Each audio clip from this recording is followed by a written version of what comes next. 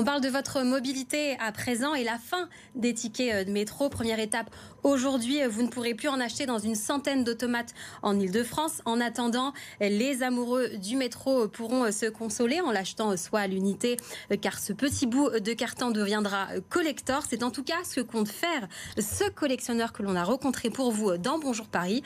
Découvrez sa collection de tickets avec Ella Gélidi et Ariane Limosin. Un des tout premiers tickets qui date d'un ticket de carnet de 2e classe de début 1900. Celui-là, évidemment, qui est encore plus emblématique pour les générations actuelles, c'est le ticket chic, ticket choc, le fameux ticket jaune à bande marron. Dans son cahier, ce collectionneur conserve précieusement tous les modèles de tickets de métro parisien depuis sa création en 1900. En tout, 121 ans d'existence. Au fil du temps, dans son évolution, il n'a été que le reflet de l'évolution des modes de transport et donc des modes de vie des Parisiens. Au début, il n'y a que 3 tarifs, première classe, deuxième classe, aller-retour.